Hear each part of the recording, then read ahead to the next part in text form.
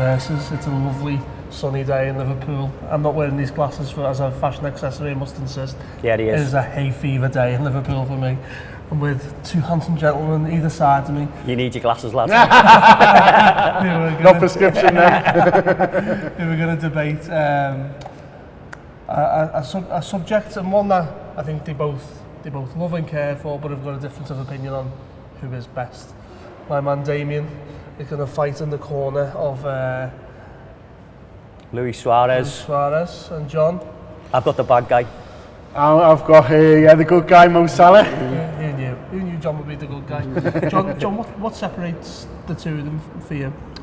I mean, very little, it should be said. I mean, they're both world-class talents. They've both been incredible footballers. What I would say is that I think, if you're talking about for Liverpool, I think Suarez probably peaked somewhere else, whereas I think luckily for Liverpool, we've had Salah at his peak years. So if we're talking Liverpool careers, I think Mo Salah has performed at a higher level for Liverpool. Obviously, there's the record-breaking season, the season where he gets 40-odd goals. You know, the whole world's eyes are looking at him, and he's just absolutely incredible. And I don't think, but then he's followed it up with a really good season again. He's obviously got a Champions League medal now. Suarez never quite won anything at Liverpool. Yeah, you might say that wasn't his fault, which is fair enough. Salah's playing in a better team, which helps him, but he has got that, you know, shiny medal to kind of show for it. In the second season, his weaker season, if you like, still gets the goal in the final. So I think just in terms of what they produced for Liverpool in that short period only, Salah has the edge for me.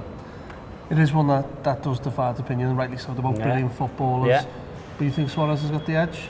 I do. I mean, it's difficult to go up against the golden boy, the Egyptian king, against the John Lennon of the Anfield rap here talking about it. Like, I'm up against it here, I'm in the dark corner, aren't I? I reckon I'm beat best. Okay. So, Suarez, a sensational player, and I absolutely love the ground that Mohamed Salah walks on, but I think Suarez would have a very, very slight edge, because if you just take I understand the medal thing and all that cake, but if you take Salah out of this team and put him in the 2013-14 team that nearly wins the league, does he make the difference? And does he make us win the league? Now, if you get it with Suarez and what he brings, he might have got us over the line. We'll never know that. We'll never know. With regard to his goal scoring, one thing that's Salah has scored more goals. I can't argue with that, but he scored them in a better team. If Liverpool had won the league this season, they would have won it with a fantastic points total.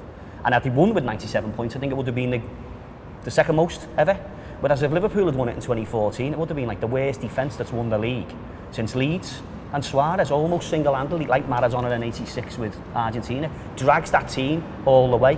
And there's something different about Suarez. And I know, quite rightly, he got booed and loads of stick at Anfield, showing his dark arts. But if you think about it, if someone's in your family, if you love someone, you're allowed to, give them a bit of grace. You're allowed to, see through one eye a little bit. And Suarez was doing what he did at Anfield against us. He was doing it for us when he had our shirt on, and we had no problems about it then. Suarez had the dark arts. And a year ago, I mean, it's great sitting here being champions of Europe, isn't it? It genuinely is, isn't it? It's genuinely, life is fulfilling being champions of Europe. But that date with destiny a year ago, Ramos, I mean, he's a poor man's hard case in. But that's the way the game is in the modern day. He targets the lovely gentleman that is Mohamed Salah and gets him off the pitch. He wouldn't have done that with Suarez. Suarez would bring something else to the team. And so, for example, I'm not diminishing anything of what Salah's got. And I'm not saying Suarez is better in every angle, but he's just got that little bit of an extra edge. He would inspire people with his will to win and his enthusiasm. He would lead the team in that way and brought a team of much less of a sum of its parts, like with Glenn Johnson at left back and all that, into a team that can challenge for a title. And if Suarez had played in Kiev, for example, Ramos would have been worrying about whether Suarez was going to bite him.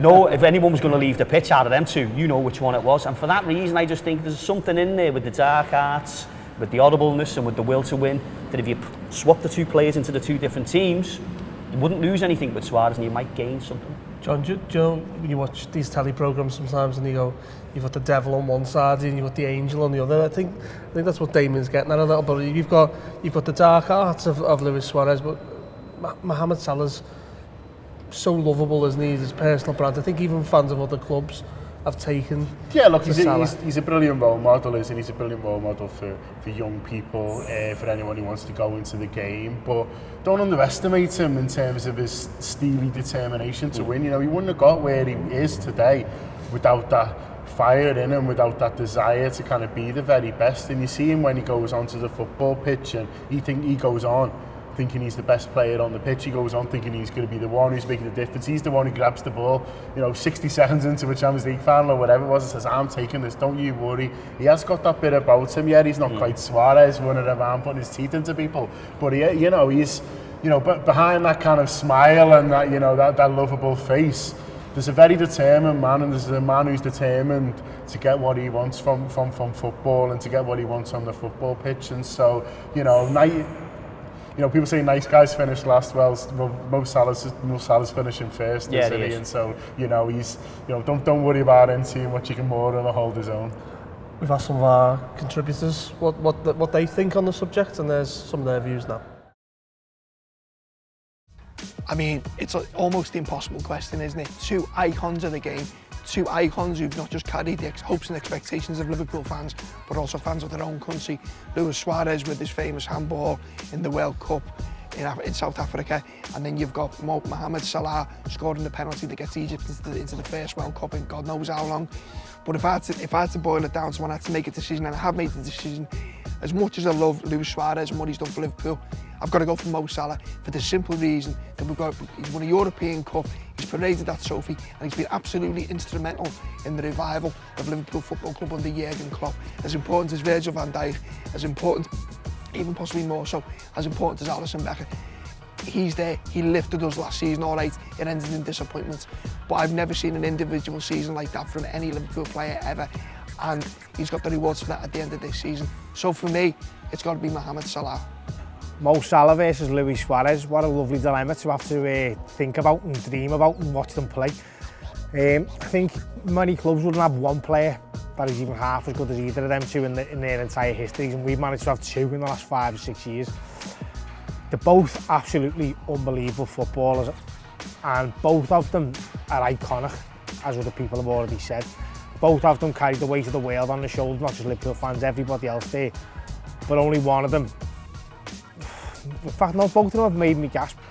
But Luis Suarez done things with a football that I didn't think were possible. And so after Fernando Torres left Liverpool, I was devastated, and I swore I'd never fall in love with another footballer ever again.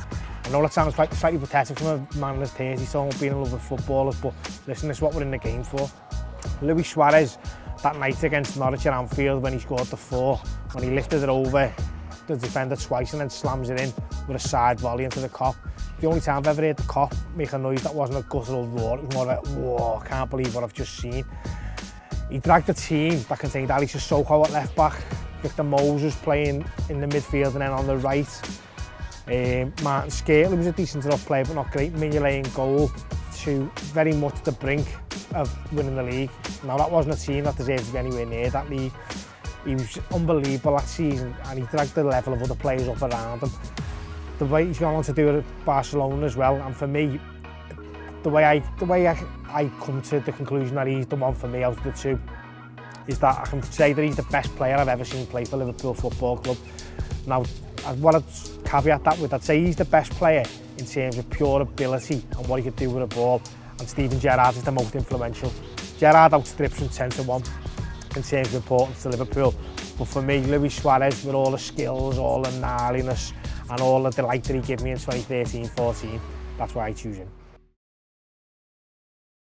Thanks to the guys there for their input. I don't often give me 10 pence on these shows, but I think I've got to on this one. Give us 20. Here's a quid. My thing on it is, Luis Suarez was breathtaking for me, and we've had that. We've had that from Salah. My beef with Suarez was the Arsenal thing. I understood him going to Barcelona, Damian. When he was kicking and screaming to go to Arsenal, I sort of fell out of love with him a little bit. I like the way Salah handles himself. It feels more Liverpool. It feels. Can I come in on that? Yeah, go for it. Salah went to Chelsea. We were in for him, weren't we? He did, but he not well. not at the time where he was playing for Liverpool. I felt like Luis Suarez wanted to move for Luis Suarez. You know, he chose Chelsea at a time where he was probably right to choose Chelsea. I would say. Don't think that would happen now. For me, they're equally fantastic footballers. Score similar sort of numbers, both breathtaking. Both score goals that blow your mind. Just a loyalty thing for me. Edges it with me for. And I can't argue with that. But we're in a different place, aren't we? We're talking about Suarez after he's finished playing for Liverpool, and we're talking about Salah while he's playing for Liverpool. Yeah, I don't know what he might still break our hearts.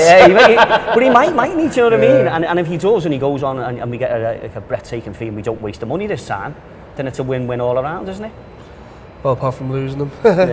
John, just on the other side of the coin, I mean, you must have appreciated obviously Luis Suarez. Yeah. What would you have liked to? Obviously, you'd like to have seen him stay on longer. But where do you think Liverpool would have gone with him if he'd have stayed on longer? Because we were in a funny position. It was, and maybe if you taken your sort of your red tinted glasses off, maybe he was right to leave at that point. Maybe he had gone as far with that Liverpool team as he could, and without the investment that's come in kind of since, maybe he was always going to be that 14-15 kind of frustrating season. It wouldn't have been as frustrating, obviously, but maybe he had a look at that and saw a team that was kind of that was being held together a bit by kind of Pritt stick. What I mean? So maybe he was right, but.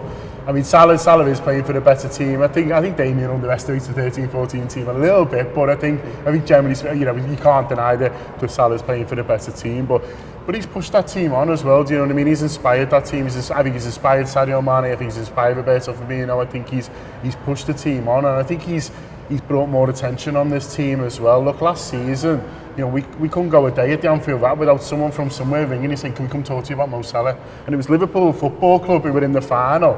Everyone just wanted to come and talk to us about Mo Salah, and that's never really happened to us, really. In terms of people want to talk to us about Liverpool. When Liverpool play Man United, they want to come and talk to you about the rivalry and stuff like that. But there's so many people just all around the world saying, "We want to talk to you about Salah. We want to talk to you about Salah." Just shows the kind of the impact he had, really, and what a kind of world star he is.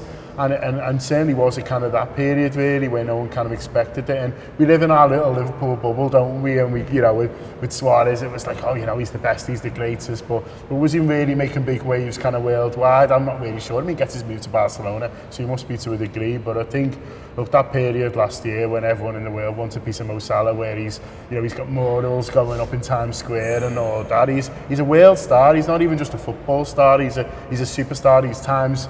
Men top 100, you know what I mean? He's a huge deal, and I think he's, in terms of players who've been at Liverpool, he's one of the very best in terms of at that time when we had those players. I think he's one of the best in our history. I'm glad that we live in a world where you can see nice guys winning, and everything you've described about Mohamed Salah there is absolutely bang on. It's bang on, absolutely. Suarez will never be a nice guy. But I'm talking specifically about the time that he had the liver bird on his chest when he was playing for us, and a team that was much weaker than the current team. He drove them on. He was a player who looked like he could play 190 minutes, never mind 90 minutes. He was an inspiration to the players around him, and almost gave us a siege mentality as fans about looking after the team. Now that's not where we are now. Liverpool could be the second favourite team of a lot of people who like watching good football at the moment. But if you take Luis Suarez from that time in the Liverpool shirt and put him into this team, I think this team would be even better. I'm not looking for definitive answers. I think they're both great. But I'm just looking for a good chat, and I think we've had that one there. Thanks to everyone who took part in the show, and we'll be back with another episode of Versus soon.